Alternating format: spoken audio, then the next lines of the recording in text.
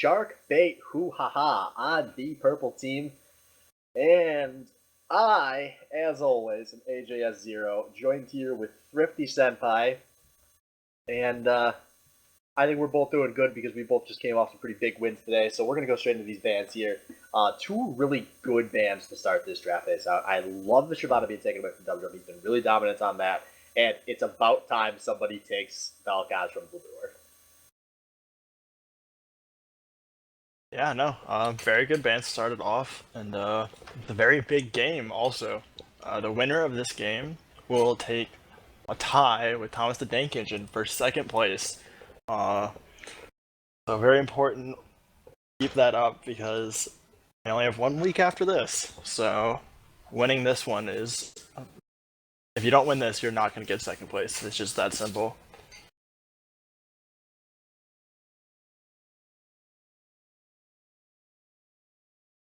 Lots of bands coming out at Bluer. And we have a Tom Kench throne at Lulu and Tom Kench band from Force of Nature. Lulu's a great band against them. Both Cave Off Hibs and Madam Strip played a lot. So that's a doubly focused band. And Tom Kench, Madam Strip has been playing that lately in the top lane, and a lot of people just don't like to deal with it because of how frustrating it can be to deal with. Yeah, it's a pretty anti-fun champ to play against, but at the same time, Strip has only been playing that champion for a week. Yeah. I think that could be a case of maybe the scouting reports throwing you off if you don't know all the facts. I think that's completely it.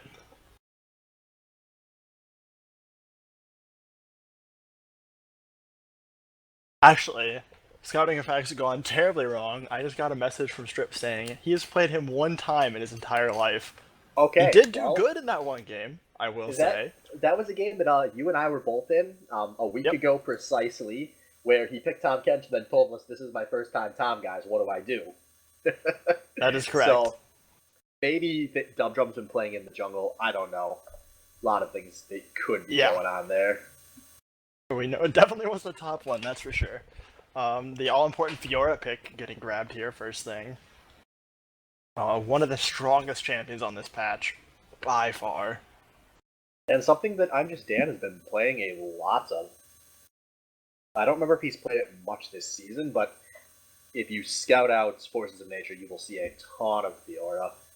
Yeah, I think he just picked it up with the changes. All seem, yeah, specifically since the rework, but all the SBL tops pretty much seem comfortable playing Fiora, which is strange because we only have 1 top who's touched the Gangplank so far. Yeah, well, Gangplank got nerfed pretty rapidly afterwards, so I think people were not so quick to switch to that, whereas Fiora didn't get touched somehow in the last patch and is looking to be possibly the strongest top laner, or like the strongest champion on the patch completely. We'll see that though once we get to Worlds.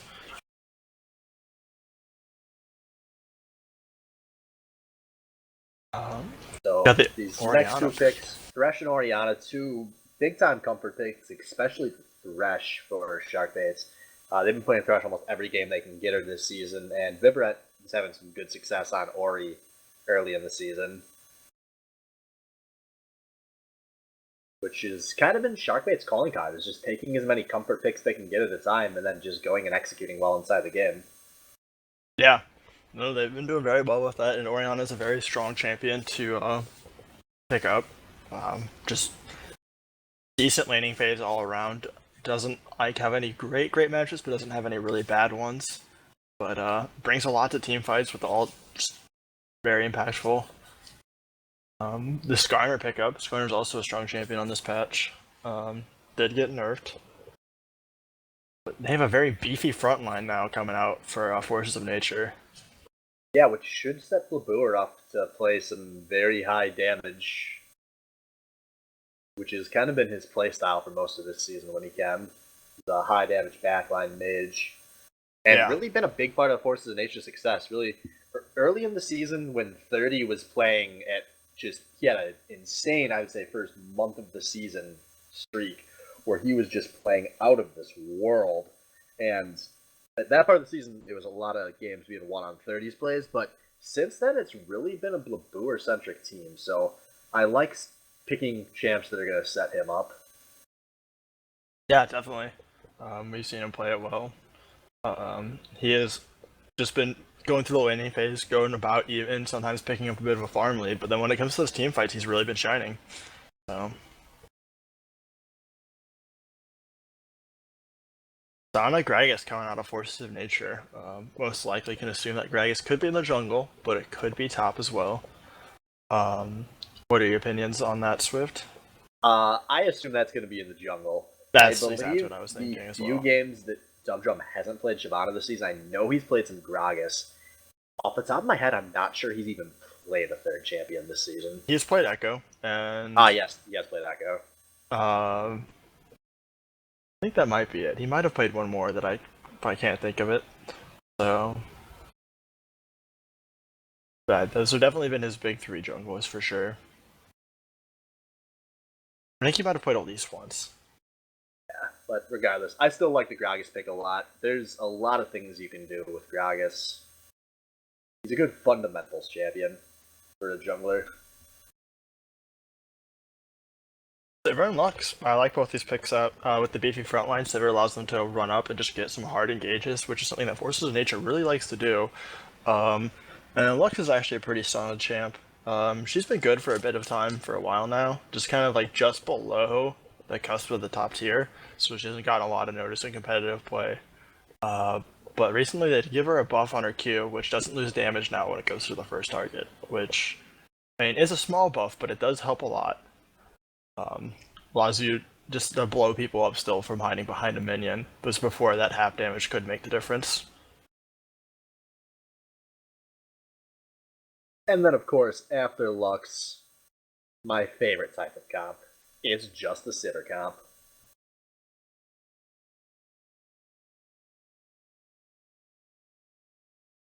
What we're gonna see for Malphite. Malphite coming in as the last pick. That's definitely a scary combination with the Orianna. Malphite gets a good ult, and then all of a sudden your team is just dead. It's that simple. Malphite Orianna just has the power to just delete.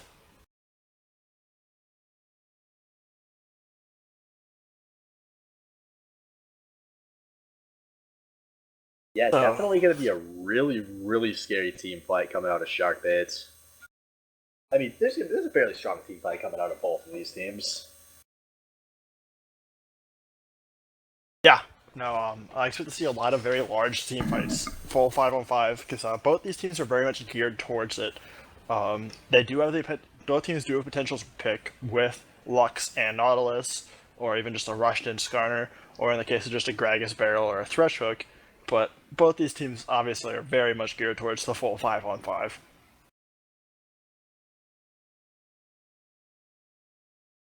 Yeah, if there's one thing I'm going to be keeping an eye out for this game, I really want to just see if Lux can delete some people.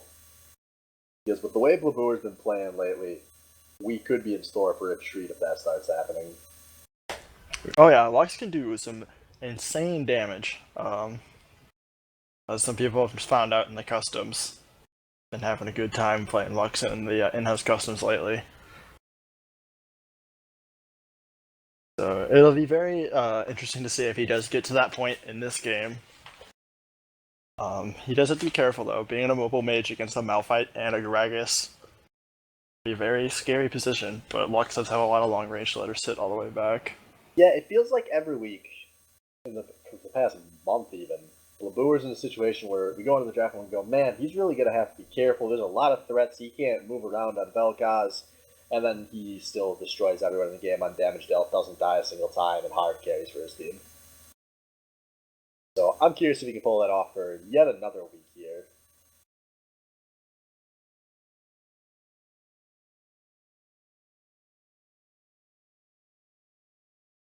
Other than that, what do you think about the other lane matchups? We have a Sivir Nautilus in the bot lane versus Tristana Thresh, and in the top lane we have Fiora versus Malphite. I can't really say too much on the top lane because I just haven't been playing the lane at all since all of these major reworks have hit. I know Fiora's not quite as big of a lane bully as she used to be, where she scales a lot better now. So yeah. I have to imagine that lane is still going to be favored. I'm just in, but It's not like it's Renekton Malphite or something. Yeah, I'm curious because Malphite used to actually destroy old Fiora in lane. It was a very one-sided match to the point that, like, someone told me that it was so easy that I played my first game of Malphite ever in like Diamond 3 solo queue against his Fiora top, and I won. You recruited that guy to the Batty League. Sounds like he sucked. Yeah, he probably did. I mean, I just shit on his day. It was a good time. But I mean, New Fiora does have true damage loaded into her kit now, which could actually help a lot in the laning phase. Even though her laning phase overall is weaker, I think that the changes might give him a bit more of a chance against a Malphite. I imagine the matchup is not nearly as bad as it used to be.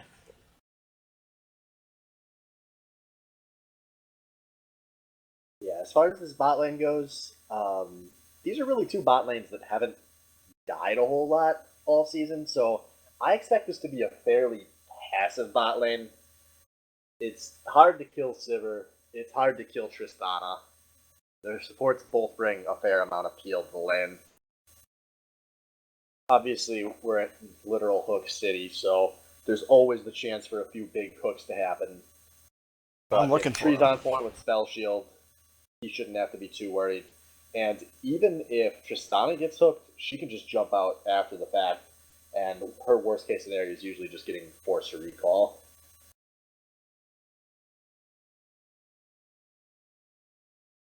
And Tree and 30, ever since Tree's returned from his hiatus, haven't really been as dominant as they were at the start of the season.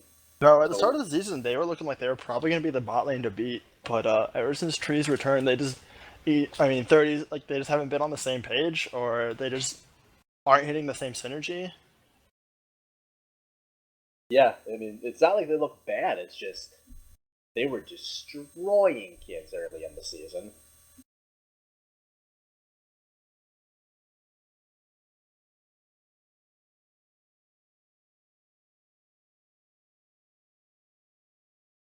So, 8 skins in this game. The only 2 players not using the skins are the mid laners.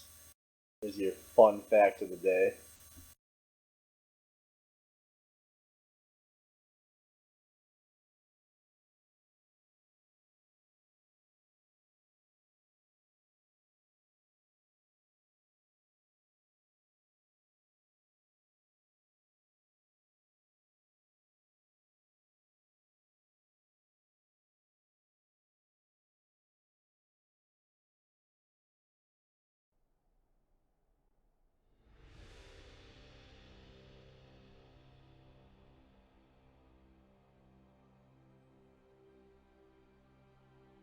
Alright, we are finally loaded into the game. Looking forward to this.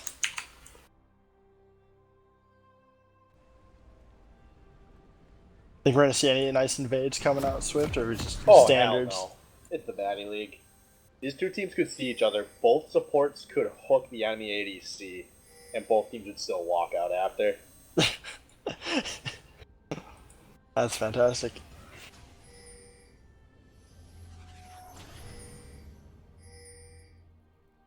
Looks like we have Forces of Nature going in. They're actually moving very quickly towards the bot half of the map. Looks like they're going to try to do an invade. Whereas Sharkbait's doing the very classic football lineup, just trying to go ahead and get vision on all the entrances of the jungle. We kind of see it. Kind of interesting to see how this works out. They do have enough CC that if they do kind of catch a blindside hook on somebody, they will be able to kill them. They're coming in at an angle that they might be able to pick up Failed Destiny.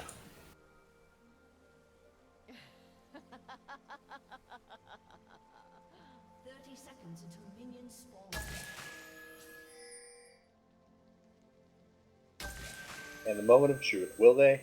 Nope. They will not. They're going to was- just go for some level 1 objective gameplay here, maybe take a Skarner circle. I was honestly hoping to see a flash hook from 30 on there. And just go ahead and just go ham on this Thresh. Alright, I just want to take a moment to correct something here in Twitch chat. Salvo is saying, spoilers, football players don't spread out across the river. That is actually false. Bill Walsh in the 1980s with the San Francisco 49ers was a big pioneer of the West Coast defense, which is all about sending your 5 defensive linemen up and down the river to cover every gap. so the opposing team doesn't have anywhere to run. The more you know. Damn, some serious football knowledge. Anyway, so out of this level 1 here, we've got a double jungle start coming out of Sharkbait and a leash coming out of Forces of Nature. Yep.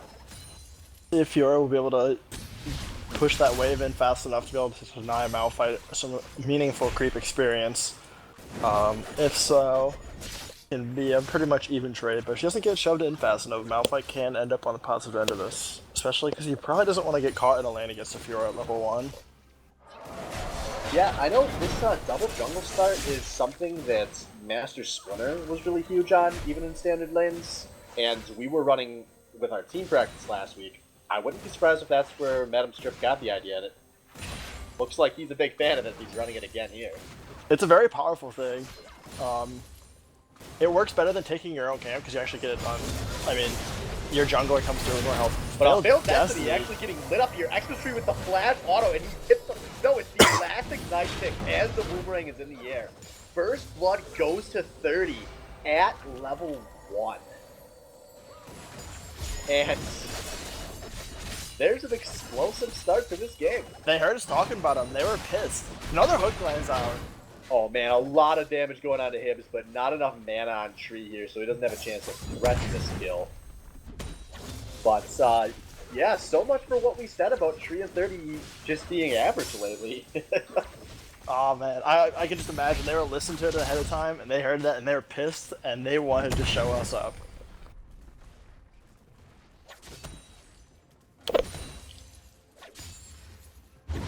If that doesn't set a tone for how a bot lane's gonna go, I don't know what does. That's really big on an Nautilus, actually. Like, support getting a first blood is not a bad thing at all, because they get the early Sightstone, and it makes it really hard for them to get ganked, and they can push up. Especially that early in the game. And Sivir is a champion that loves to push. If pushing is open as Sivir, you can take it.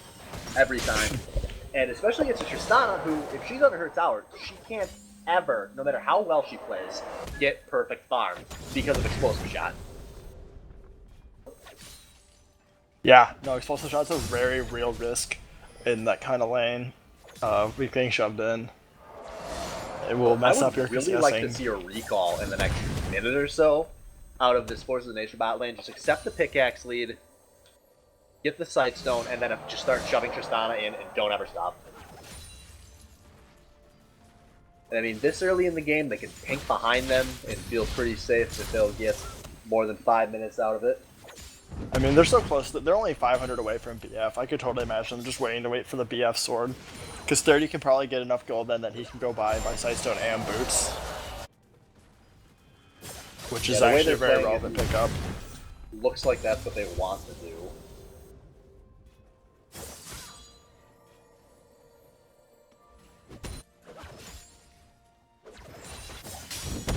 So across the board, Strip getting a good health lead in this top lane.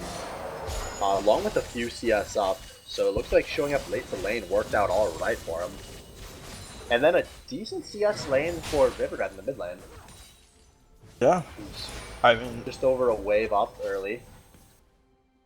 Yeah, no, Vivered's proven to be one of the stronger laners in the Baddie League in mid lane for sure. He is one of the 3 diamonds in the league, so he's got that going for him. Yeah, but Labur is no slouch either.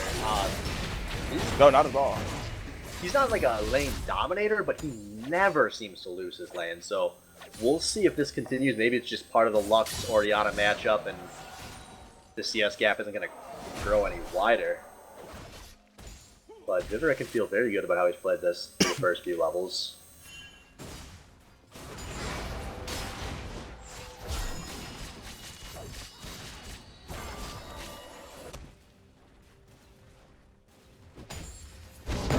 And Malphite going with the Unstoppable Force as soon as he hits level 6 on I'm Just Dan, but does not have the mana or the balls to follow through. But Dubdrum is showing up for the tower dive here. I'm Just Dan. Oh, you have no health, my friend. A flash body slam secures the easy stun and a second kill of the game. And we might see that in Madam Strip lane. This is going to hurt. That is a big lead he's looking at right now. He's up 16 CS. He's got a kill, and that's going to be a lot of EXP. He just. Oh, he's gonna have to burn the TP. But Malphite won't have to burn the TP. By the time the Fiora can shove that wave in, he should be able to walk back up, I imagine. So Yeah, he'll TP advantage. There aren't many champions better to have a TP advantage on than Malphite.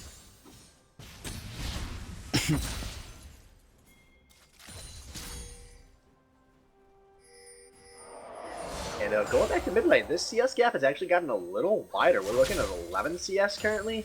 Yep. That's fairly substantial this early. Especially for a guy like Babur, who hasn't lost many lanes.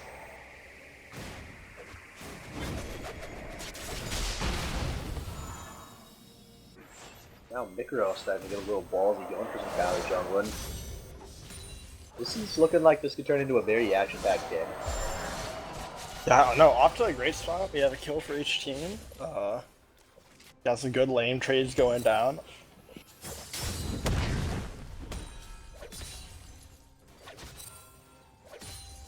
So going back to this bot lane and the first blood, Xmas Tree and 30 both still have yet to back. Hibbs and Destiny have done a really good job of dictating the pace of this lane despite giving up first blood. And the CS gap was only 6 as of when Hibbs took his recall. So yeah. 30 and Tree haven't gotten anything out of this first blood. That's because they haven't gone to buy yet. I think they should have batted maybe a couple of waves ago. Tree had 600 gold past the BF sword. Alright, we've seen Mikro coming in this top lane. He's going to see if he can slow down Strip, but he doesn't have his ultimate yet, so Dan's going to just take the free pressure he gets here. And we do see most of Sharkbait going towards the dragon. Mikro is not there, but Vivaret is far away as well. But yeah, well, not only is Mikro not there, but he's low on mana, so even if he does come up, he's not going to be a very large presence in a fight. But Directed Camera seems much more content to show us the top lane because Madam Strip's going to Unstoppable Force in under the tower. But oh, he doesn't pick up the kill. Overestimates his damage. And I'm just Dan is going to barely walk out of that one, but he's got to watch out. He's still very tower diveable. Now a big fight on the hunt going down. Veiled Destiny being knocked off. The Lux Laser is going to barely miss. And Veiled Destiny's going to be able to flash under his tower to make it out of this engage.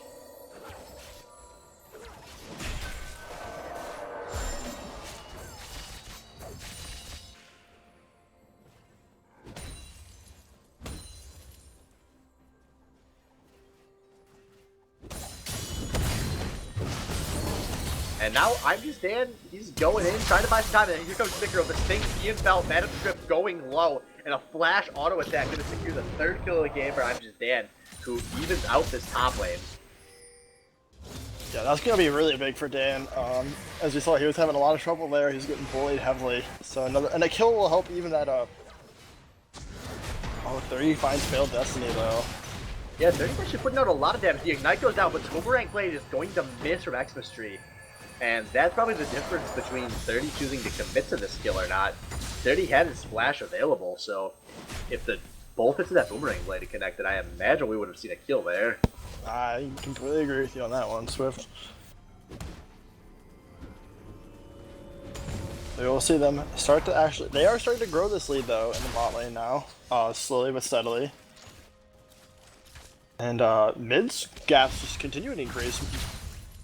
Vivaret's getting close to pushing a 20 CS lead up on him now.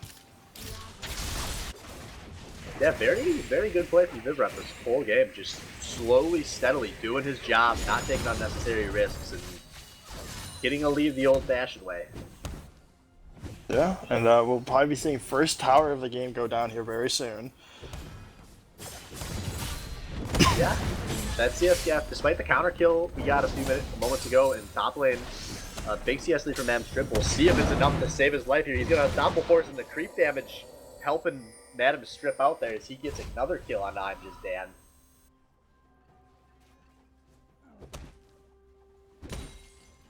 But I was going to say, this is probably one of the games with the biggest gaps across the lanes we've seen in the league this season. All 3 lanes have at least a decent lead in one direction or the other. Yeah. With 2 of the lanes having fairly big leads. And I mean, those two leads combined to give them a 1,000 gold lead right now at the 12 minute mark now. It's gonna work out pretty well for them, it seems like. Yeah, they are up the early dragon as well. But then again, this is Forces of Nature comp that can really create picks out of nowhere once they see them. And Blabur going in for a kill just as Dubdrum shows up. But Nikoro coming in at 30 is in the neighborhood as well. And directed camera spoiling the fact that no one dies here by cutting away from the action. Directed camera, you bastard. And meanwhile, Tree gets hooked over the wall, does not belcher, he gets knocked away from his tower. He's on the hunting and he's flashing into Dragon Pit to try and get up this river. Dubdrum coming in, but 30 doing a good job of body zoning here. And now actually Dubdrum taking a lot of damage. He gets hooked. He has to pop the explosive cast defensively. And 30 depth charge goes in. Now Nikoro being hooked. I think this is going to be a full disengage from both teams here. Oh man. Lots of damage and lots of things going blown, but no one's dying for it. But for all of that, I'm just Dan, despite being down a lot, is that he's going to neutralize top lane, although he should die for this. Yeah, Malphite's gonna come out and he's not even after ult, he's just gonna kill him with fisticuffs, just slap him up. And oh, a big shockwave on the Blabur. He has to pop both of his summoners defensively, but now Vivaret gets a little caught, and Vivaret makes it out, what? Very nice timing on the shield. Failed Destiny came in with a lantern to give him the shield and get him out to safety. Very good on Failed Destiny's part there. Yeah, Destiny and Vivaret definitely playing like a team there. They could be proud of that maneuver.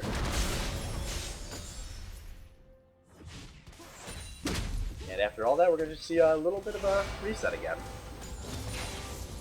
Yeah. There's nothing too much, no advantage that can be totally taken for the moment. Imagine we probably won't see much until the dragon in a minute.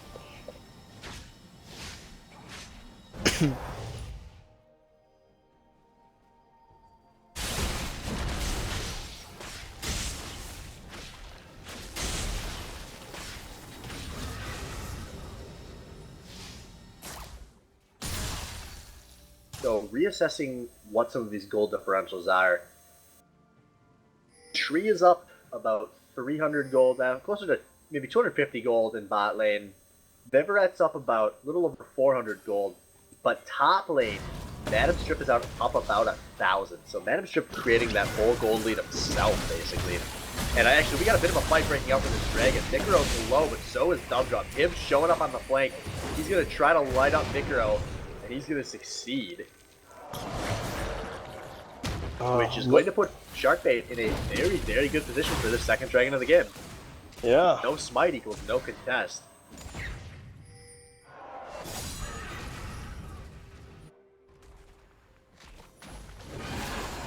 But for what it's worth, Madam Strip Teleport is not going to be up for this fight. But I'm just not coming towards the dragon, he's going back towards the lane, so this works out for Sharkbait. We're going to just finish off the dragon. Be content to just keep slowly growing their lead. Now they're playing good objective-based league right now. Taking towers when they can, picking up dragons. 30's gonna get caught out. Oh, that's a lot of damage on 30. He flashes the wall, but it's not enough to save him. And Gibbs gets very hypey because here comes Madam Strip with the ultimate, and there's another kill. Sharkbait now going to be in a really good position to take this mid lane tower. Nikoro, you're just a Scorpion with no wave clear. What are you going to try to do, my friend? The answer, nothing.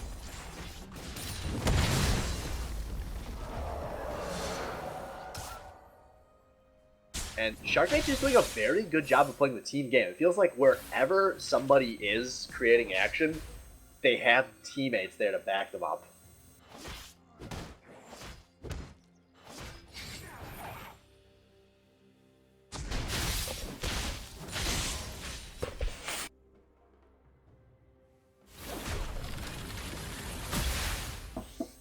A very, very smart, calculated play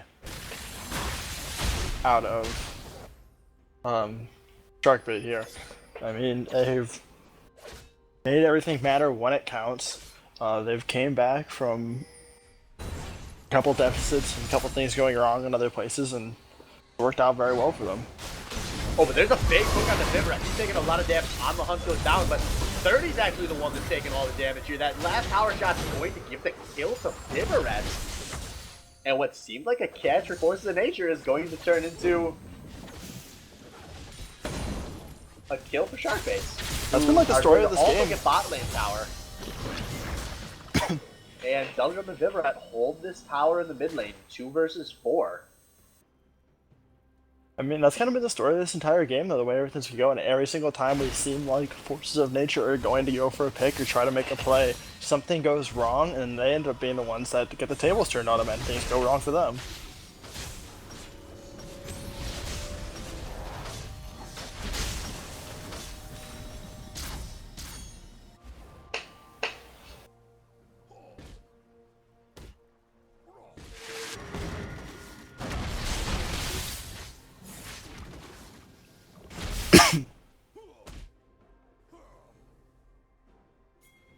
So, is there any place you see Forces of Nature having a good? Oh, I think I don't. Figaro getting ulted up, a lot of damage going down. Now Dubdrum with the flash and the explosive cast. Figaro's very far from his tower, but no one's able to collapse. And I'm Just Dan actually picks up a kill on out of position Dubdrum. Now he's flashing out a man of Trip. This is a 3 versus 1, and Trip being taken very low. All of the ultimates going down onto this Malphite, who is going to be a ball delivery system before he dies. Vivaret's now 1v3ing momentarily, but here come the teammates. Him's going to be able to jump in over this wall. Vivaret on a killing spree, and the fight gonna end there. I think that was greedy on the Lux ult. The Lux ulted the Malphite just to get a assist on him. And I mean, sure, it did speed up the kill by a bit, but if he would have had that, they would have had a bit more pressure on the backup from the team. Yeah, and that was a lot blown out of a Malphite that was already clearly dead. Yeah. I think the Scorpion ult was fine. I think the Skarner ult was completely fine. Dragging farther away from safety. They knew the team was coming over to help them. But no, that was still good, but they still managed to make it a 2-for-1. They caught Dubdrum overextending to try and flash to blast out Necro to get the kill. It is also worth noting, though, it did take a long time for Damstrip to go down, despite all of the free damage that was going on to him. When we're in an organized 5v5 situation, Forces of Nature are going to have to be scared of that. I mean, look at how much HP and armor he has. He's got a Sunfire Cape, he's got the parts of a Frozen Heart. I mean, he has a ton of armor. Fiora's not too big, she doesn't have any armor pen. Sivir only has an Infinity Edge. I mean, he's going to be able to ignore... I mean, Blab's fairly far behind. He's going to be able to ignore a lot of their damage coming out.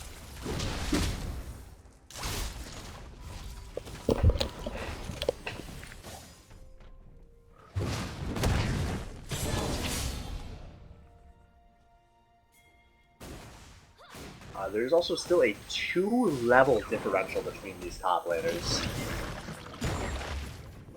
I'm Just Dan working with what he can when he gets into fight situations, but in a it's not organized situation.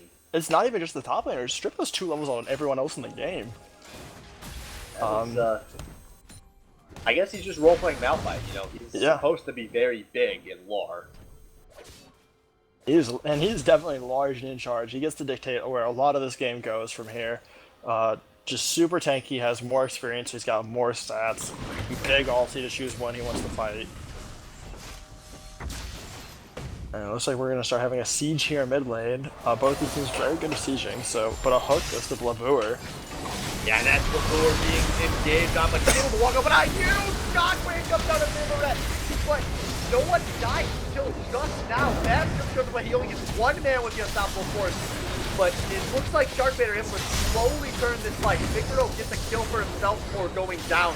A 1-for-2 so far. Now him blasting under the tower, doing the 80 carry, man. But a double kill and a reset. He's going to try to walk out of this. And this was just... what is anyone doing in that fight? That Orianna... So first of all, that should have been a 3-for-1. Dubdrum walked into tower at the end of the fight. He just walked across the front of it, took 2 tower shots, and died. But Yeah, that Oriana actually saved that fight. I mean, it didn't kill anyone, but it disrupted the entire back line. Wow. What could have been a very big engage on the forces of nature. Yeah, Vibrat just doing what he's done all season. He waits till he gets the chance to make a good play in a fight, and then he does it.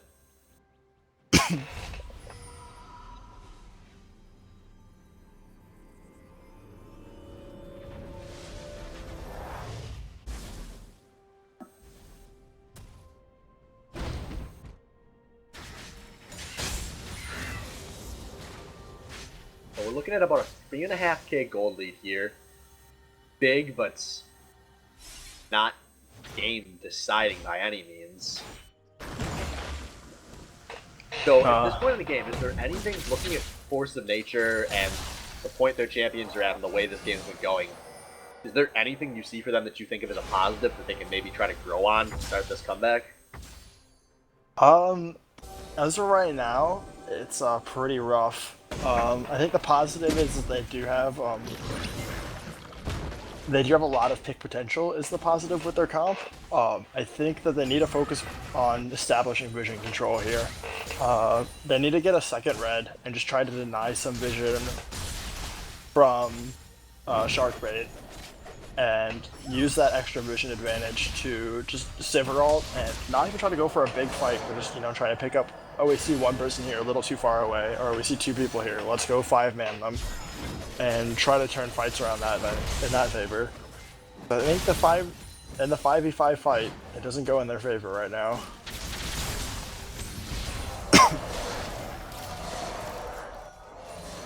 Yeah, they do momentarily line up from the siege, but they have to commit a lot of team pressure to slow down Adam Strip in the top lane. Yeah.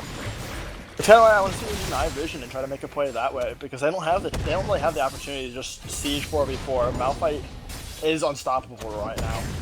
As we can see, he's just slapping Dan over and over. She's so much damage he lays down on I'm Just Dan there. And I mean, the only person who's really gonna be able to, Silver might be able to as well with the spell shield, but they have to commit like a large portion of their very solid wave clear to stop him, really. And that's not what you want to be doing when you have an Oriana Tristana sieging on your tower. Yeah, the worst part is when you're up against a skill pushing Malphite, you know at any given time, if you commit a little too much pressure to slowing him down, he can make such huge plays on the top. And there's a hook on X-Wing! And Sharkbait immediately blow 3 up! And now the explosive cast Figaro separated from his team. He's slowly but surely going out. And another big shockwave out of Vibrat. Somehow no one is dying though. But Camps is starting to do the damage on the tower. But Force of Nature are able to, and there's a huge stand onto him. Him goes down, and Force of Nature are winning this fight. Are you kidding me? Vibrat is going to go down now. He's going to flash the wall, but I'm just Dan dashing over. I think Vibrat is safe here. Yeah, he should be safe from this. With the Oriana W speed buff. Be out just fine. None of these fights go how I think they're going to. Yeah, I don't think a single fight this entire game. Except for well, besides the first blood fight, but I don't even know if the Kill fight is more of a massacre. I think any fight here, whatever I think is going to happen, just nothing even close to what actually is happening here. And ultimately, what starts as Xmas Tree getting hooked and being insta-gib turns into Force of Nature getting mid-tower and clearing out bot lane. Yeah. Wow. This is a extremely unpredictable game, and it's keeping me on my toes, and I love it. It's super enjoyable to watch. Yeah, it's just shy of 2.5K of the gold lead currently, so Force of Nature have at least stopped the bleeding for now. Yep. Lux picks up the Luden's Echo, so add a little bit more to her total burst. And Oriana picks up the Rabadon's Death Cap, so both of these mid laners are going to come very, very strong to the next fights. Yeah. Both of them are starting to hit their 2-item power spikes, bring a lot of damage. We still don't see Source Shoes out of Lux though, which is actually going to hurt the damage a lot more than it would look at first glance, because Thresh does have a locket out, giving everyone on this team MR. And she has no pen against it besides the ones passively provided in the tree, and probably 7 or 8 from Masteries.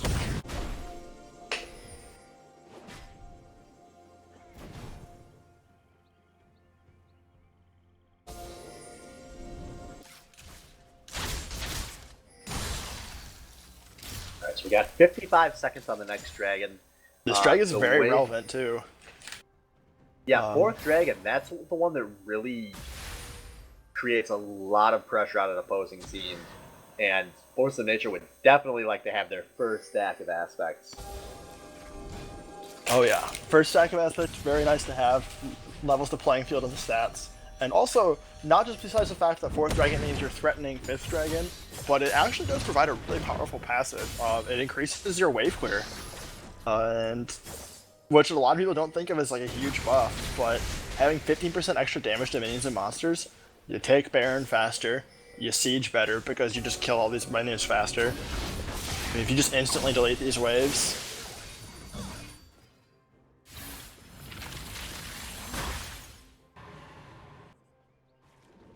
Dragon spawns, I'm just damn very far away. He does have TP, but I think I'd rather just see him with the 5 already. He knows that Sharkbait's going to commit 5 onto this fight, so... Yeah, and they're pretty much taking late on the There's TP. a teleport in the middle of the fight. On the Hunt comes out. Fails best to use the early focus item. He's popping the box to slow this fight down, but this initially looking very good. Like, huge ultimate from Lure. 2 kills for Force of Nature. Now they're starting to try to whittle away at Phantom's strip sneakiness. I'm just Dan comes over the wall. A 3rd kill for Force of Nature. A 4th kill for Force. No, that was a clean ace. That's a clean ace. That's 0, Baron. 4, 5. 4th Dragon goes to Sharkbait HooHa, but at what cost? That fight was won by 30. I don't know if you saw. Oh, they're not going to pick up Baron. Surprising. I think this is a mistake. They don't have the time to take an inhibitor here. This is a bad shot call from 30. I agree. However, they're going to 30 try to take this power single-handedly and maybe go to Baron after. That's a little risky. I mean, they can. It's up in 14 with a teleport. No, they're not even going to Baron. What? This is really bad. This is a very rare mistake in this caliber from 30 because there is no logical rationale behind not taking the Asher here. Yeah. Especially because they're going to be late to spend, so now Sharkbait could threaten Baron if they No, want to. they are going to. They see 3 bot. Lab's late on the Tristana's recall. not going, though, so I don't know if they're going to do much more than establish vision. Yeah, I mean, they could have rushed Baron there. They saw 2 people walking bot. They have to either recall or show up damaged. They could have forced a Baron there. I really don't like that. I mean, they did take the gold lead with that fight, but they're still down 0-4 on Dragons. Yeah. No, that's really rough. You really want to take a big neutral objective in your favor there. However, that fight was fantastic. 30 got a huge ult onto... Not only did it, he get the ult onto Vivaret, but it was either Vivaret or Hibs, I'm not sure which. But the big thing was the ult knockup, so the final tick of it, knocked up both of them. So for his ult, he got to CC both their major carries. Yeah, the second the fight looked turnable, Force of Nature just so fast. I have no time to talk here because here comes On the Hunt, Micro flashing, and meanwhile, Vivaret being pulled into the middle of Force of Nature. He's going down fast. He doesn't even get the shockwave off. And another huge pick, and this vaunted pick composition we wanted to talk up all game is finally coming to fruition. This is what I'm talking about. It's so hard to, when a Skarner has flash like that, it's very risky to deal with. Sivir comes in, Skarner gets his speed buff, he's got the crystal, he just comes flying in out of nowhere, and then all of a sudden he just flashes onto someone and drags them to their death. And to their death, he did drag them.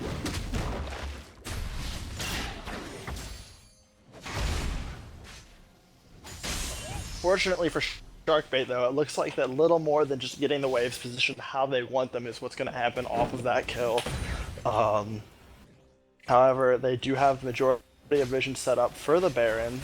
They have that warrior in the back that's going to get cleared out, and Tree's going to get bot lane shoving. So we'll see if this actually turns into a Baron play soon or not.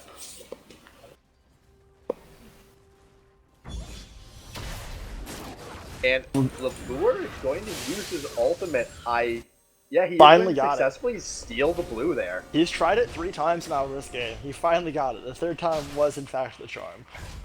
1 and 3 is a pretty good success rate for that kind of a steal. Oh yeah, no, definitely. Jose. He had vision on it. It worked out very well. And on the hunt going down, but 30's going to miss the hook. I don't think there's a kill here for Forces of Nature. That's a major cooldown, though. They can play a lot more aggressively for the next 90 seconds after that. Without on the hunt, they do not have nearly the same level of pick potential. I mean, Lux Binding will still, or 30 hook will still set them up, but they just can't engage out of nowhere like they could before.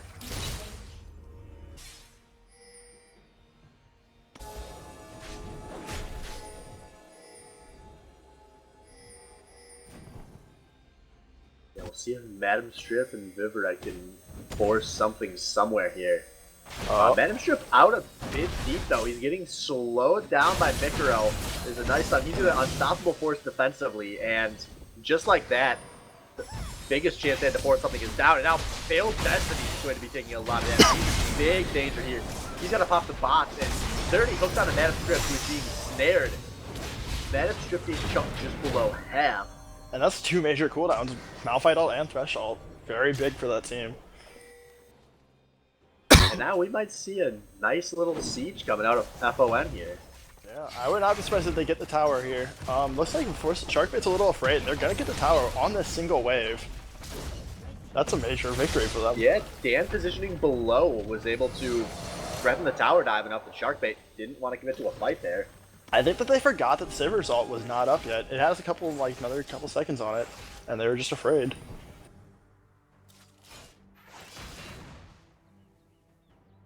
But now they get to come back. Everyone will have ultis back, probably for the next fight though. Thresh box Yeah, halfway 25 seconds on Dragon, so I expect this is going to be a major fight. Sharkbait knows that if they can take this Dragon down, they're going to be in a super good position for the next 3 minutes. Exactly. Very easy to convert into a Baron kill as well. But 34 minutes into the game, Forces of Nature have a ton to gain if they can get this first Dragon stack finally. Yeah. No, this is really big. It's going to be a good fight. We have everything up for both teams except for Skarner, Flash, 30 Ignite, and the only thing that's not up right now on Sharkbait is Thresh Box. So both teams are pretty much working with everything they have. I'm excited to see how this is going to work out.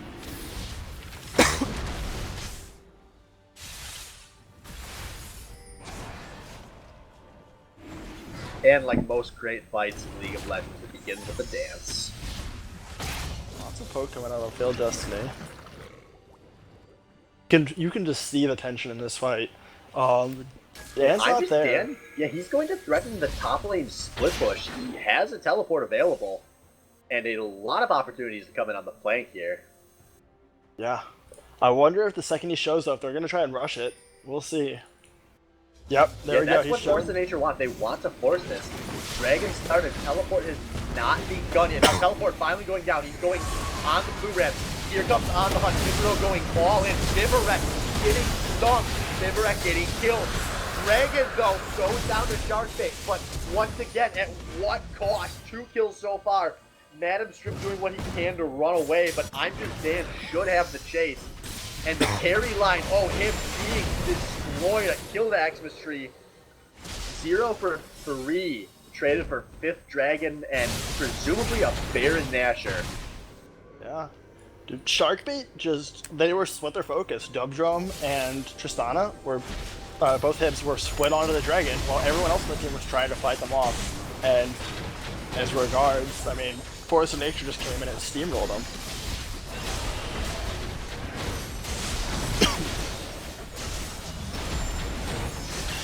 That's Baron Nashor.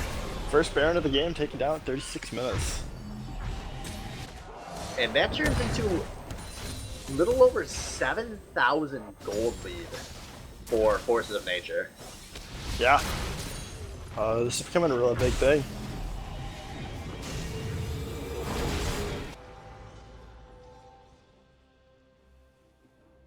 So we'll see here.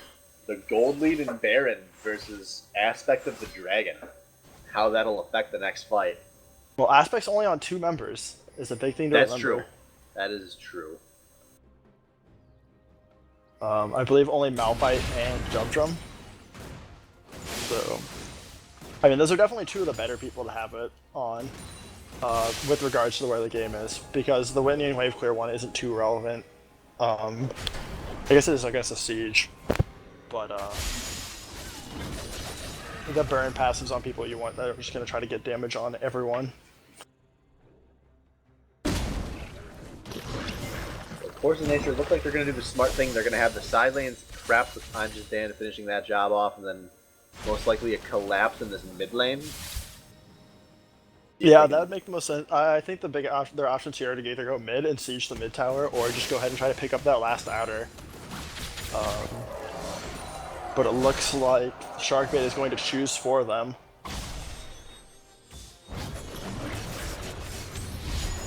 Yeah, Dan doesn't have Flash TP. on his dump truck, he's on exit, and there's a huge enough before exit streak down immediately to start this fight.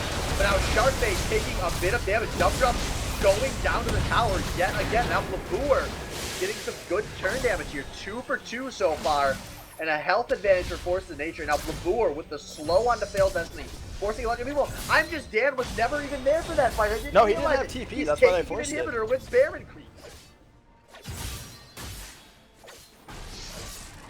I can respect what they tried to do there. They could have executed it a bit better. They saw Dan top and they just immediately wanted to rush things, and they should have waited for a little bit more.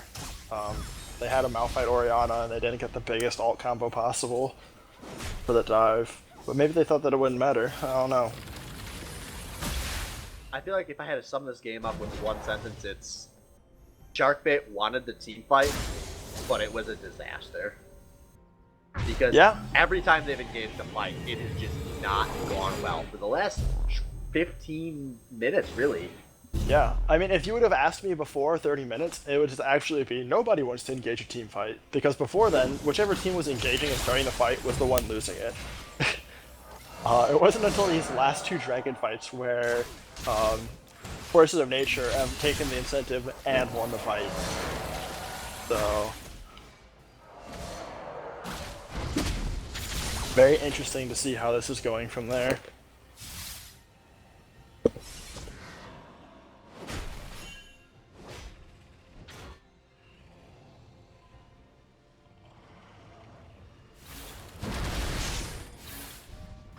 On the Hunt comes out, but they're gonna get nothing for it. Flash out of 30 as well. Yeah, they really wanted it. I think they didn't realize how close Vivred's back was to completing when they started coming out with that. And now, second inhibitor, no Baron Creep here, but a second inhibitor speed being started.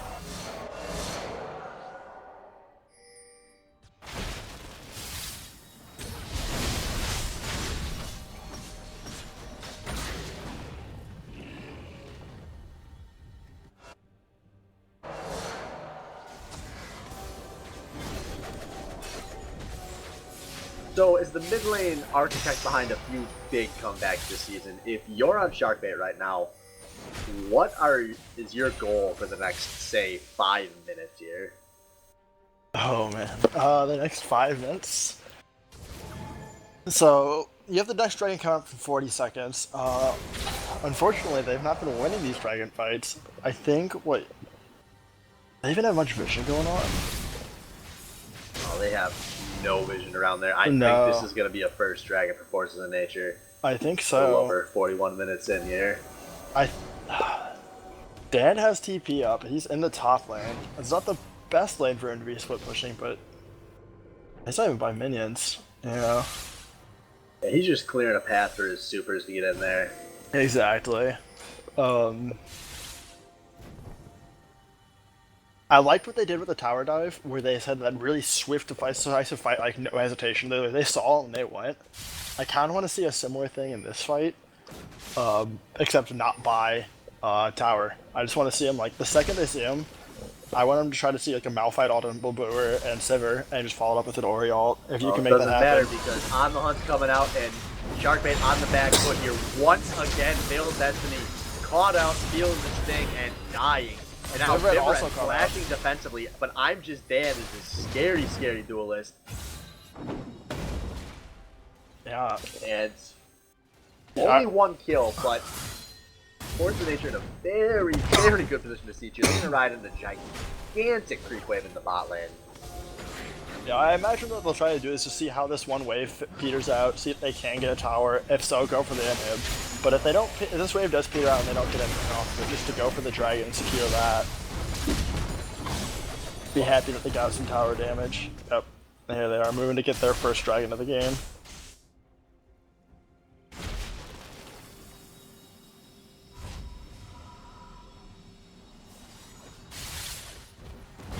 And 35 seconds on Baron Nashor. Yep. Just in time for all 10 players to be in that area. Yep. And this is where it's very nice that they have the top inhib that is the one down. Very easy for them to clear waves and still be present at Nashor. It's not as bad as having an inhib down in the bot lane. Yeah, and there shouldn't be too much time left on that inhib respawn. Oh, there's still probably no time at all. Red team inhibitor is respawning soon.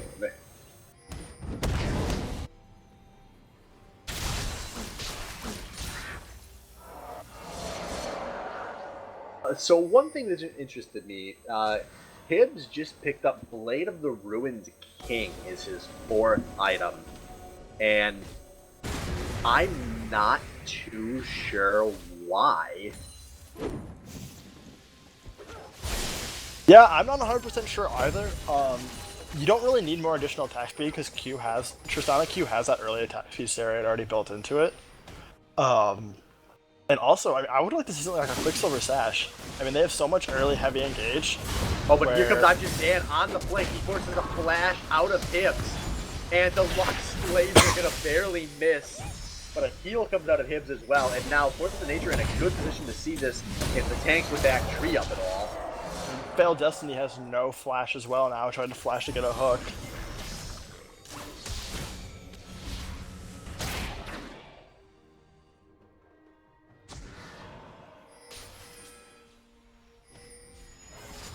You know, I figured something out about casting games. What is it? Minute. If you ever want to force a fight in the game, just start talking about ADC itemization. The enemy teams are guaranteed to go at it, so you can't finish talking about what you want to say. Just itemization in general. It seems like whenever you start talking about that, teams are like, wait, no, they're talking about something that's not about the gameplay. Let's get them. So there you go, folks. I will cast nothing but the most fast-paced, exciting games in the SBL from here out, now that I've learned the caster's truth. We found the secret out, how to breed perfect games for spectators. But talking about the actual pacing of this game a bit, Veiled Destiny really has been having a bad game. I want to call him out before we have any more fights happen here, but I just feel like he spent the last 20 minutes he's getting caught out here, getting caught out there. Yeah, I mean, which is very surprising because we've seen him have a lot of success on Thresh throughout the rest of the season, with him actually even drawing occasional bans, and this game has just not been the way. It's not how at all. He's very much underperforming this game, it seems like. Yeah, and his being caught has usually been the catalyst for bigger fights that Force of Nature has been winning. Yeah. Oh, and there he's gonna go down now. And oh, the Lux Laser, Blabur, unstoppable. Meanwhile, I'm just down in the top lane. No one too close to him. And this is gonna free up a lot of pressure. Tree gonna destroy this bot lane inhibitor tower, and now the base is thoroughly cracked open here. Dan gets the inhibitor in the top lane. Tree gets the inhibitor in the bot lane. And Micro flashing very deep just to zone, really. And this is going to be a third inhibitor tower. 30 seconds on Veiled Destiny. And it looks like Force of Nature are going to back off and go for a Baron here while they have the base open. Just to really ensure there's no comeback potential for Shark. Yeah, if they secure this Baron safely, I mean, that's damn near impossible to come back and win from there. 2 inhibitors down, 1 inhibitor sitting wide open, and you're running in with the Baron buff. Like I said, no lead's unthrowable, but damn would that one take some effort.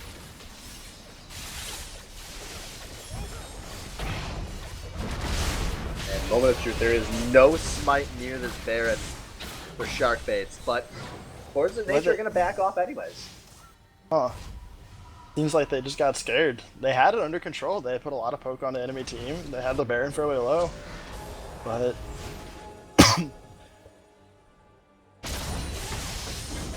someone made the call. They did not want it. Yeah, that's Force of Nature have been very scared of this National all game. Not that it's turning into a problem for them, but it's been kind of surprising. Yeah, for a team that's been very much known for having very decisive shot calling is one of their main strengths throughout the season. It's, like you said, very surprising to see it being how this ends up.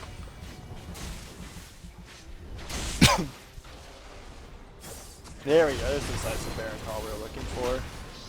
But not everyone's there. Yeah, nobody cares. So it's been a very slow start, but they're primed for the fallout. And Madam Strip's going for a teleport in. And it looks like this fight going to break out. On the hunt being used defensively by Forces of Nature, who want completely out of this fight. And for a moment, Sharkbait at least get off their back foot.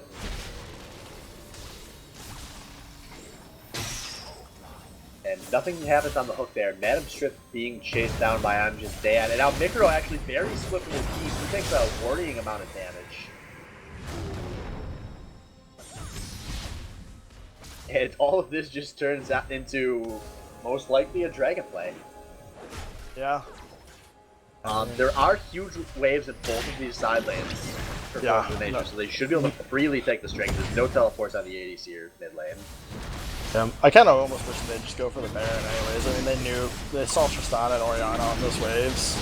I mean, should have been a fairly easy Baron pickup from there, but they seem like they are very determined to make sure they do not throw this game. Trying to play it very safely. Yeah, and they might have committed to the Dragon Call before Tristana and Orianna had showed as well, which at that point, you know, just guaranteeing the enemy team can't take 5th Dragon might have been their priority. Oh, I think that's definitely a big thing. Their 5th Dragon is really a way for them to come back in this game.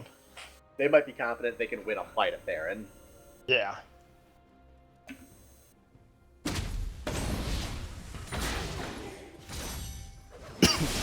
But here we are, back at it in what has somehow turned into a 50-minute game. Yeah, we've turned this into a marathon game. Definitely not what we were expecting, but I feel like that's the story of this game. Nothing's been as expected. It's the story of this season. Yeah, that's true. Well, there's been a few things. But here comes Failed Destiny, caught again. His teammate's not close up. He goes down. And that is a completely open base in a 5v4. Oh, they see Tristana as well. They're going to come and catch out Hibbs. Hibbs is going to go down. Oh, the unstoppable, or the depth charge. 30 going for the solo play on the Hibbs here. Hibbs flashing defensively, and boom goes the dynamite. Lavur picks up another kill. And that has to be GG, right? That's what? That has to be the game. I couldn't imagine it going on longer. Yeah, okay, that's... But I have to unstoppable force, all of the ultimates. Somehow Mikro gets bounced out of the towers. Force Nature is slowly riding these huge waves in. Some damage goes out, but it's not enough to match up with all of the turret damage Force Nature can do. I'm just Dan dies zoning. But that's both Nexus Towers down. Manstrip coming in with no ultimate. And a Nexus down and a very solid comeback game from Force of Nature, who despite being down early, just played significantly better once they hit the later parts of mid-game. Yeah. No, they made a good comeback. They turned the game around completely, and very, very well done. That was a fantastic play. So, Swift, who do you want to see in here for the interview? I think I know who I want to see. Kind of. I would like to see 30 and Dan, actually. 30 and Dan? See, I was also thinking maybe Mikro, because he was very pivotal in a lot of those catch-outs. I mean, obviously he was supported by his team with the Sivir ult and everything like that, but the Skarner ult's definitely got him back into the game. But Dan would be a good controversy pick as well, just because he started off really low and came back very hard. Yeah, we'll see if we can get those two in real quick since we don't. There we go. There comes 30. All right. And there is Dan. Congratulations, guys. That was a very solid team win from you guys. Thank you very much. Yeah, thanks. That was all teamwork there. All right, so I guess, Dan, I'll start with a question for you. For the first, 15 minutes, you were kind of doing a lot of this. You know, the stuff. And then after that, you were like, wait a second. Swift, you broke your mic. You chugged too many dicks. Swift, your mic is now in your stomach right now. We can't hear you. Swift's dead. Swift, go fix your mic. I'll talk to you. I know what you're trying to get at. I was really trying to chug down that cockhead pretty quick in that early game. I'm just assuming that's what you were getting at. That seemed like a lot of fellatio noise. It's a lot of the same story with me in the top lane. They gank me early. I get behind. I was down maybe 50 CS, which is pretty standard. And then I just farm back into the game. My team makes a lot of pressure elsewhere on the map, and then teams just forget about me.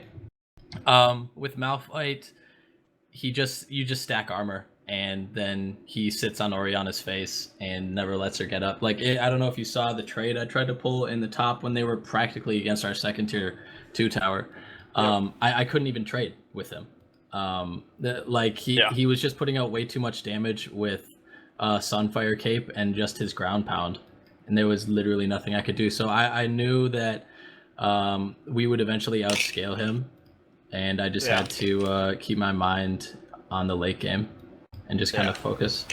I was very curious. When we were coming into the game, we were very interested to see how that match played out, because before the Fiora rework, when she was more of traditionally a lane bully, that was the worst matchup for her by far. So we were kind of curious to see how it worked out. It seems like it's still rough, but you're able to outscale him now. Yeah, I mean, armor counters Fiora. Yeah, exactly. But you were able to outscale and provide a lot of pressure in the team fights, as we saw. I mean, if I feel like if my team hadn't have done as well as they did, scaling into the mid and then eventually into the late game, it would have been a lot harder of a game to win. Fair enough. Like a 60-minute win. So they helped So a lot. how are you guys feeling about, I think it was around 20 something minutes, early 20s, when they had the third dragon? They had a solid lead. They've won the last couple skirmishes. They just won a fight. They got third dragon. How are you guys feeling at that point in the game?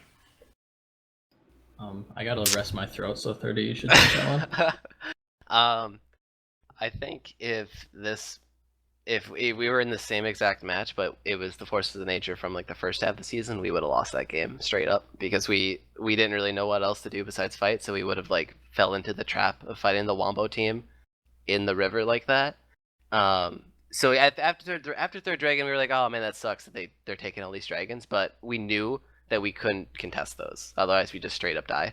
So like Dan said, we played for the late game, we did the split push, and we won this game just basically off rotations and teamwork and shot calling. They pretty much outmatched us mechanically in the early game, kinda. They beat us down. We made a couple mistakes and they snowballed off it, but we persevered. Coming back to the dragon point, I honestly I guess I was too tunneled on trying to get back in top, but I didn't know that it was their fourth dragon coming up. I think it was at 20 minutes. Mick said, by the way, this is their fourth dragon, and I'm like, oh fuck, we needed to fight that. And then it was the fourth dragon. They got it, but then we wiped their team. Oh, that was at Ace, wasn't it? Yeah, that was just shy. Yeah. That one was just shy of 30. It was 2.5k to 1.9k in our favor, so that was a 4.5k gold swing just off that fight alone. That was a huge swing, because not only did you ace them, you didn't lose anyone. Exactly. You guys picked up a tower, and also, you got a whole bunch of shutdown golds. So that was the turning point of the game by far. Definitely a big shout out to your teamplay. That was by far one of the most team-oriented wins we have seen in the Baddie League so far. Yeah.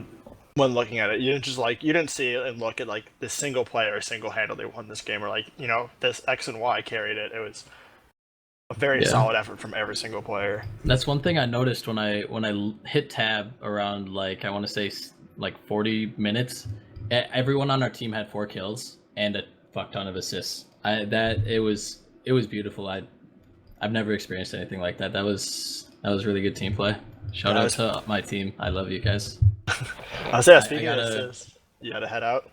No, I just gotta heal my throat so I can help my team out a little bit more.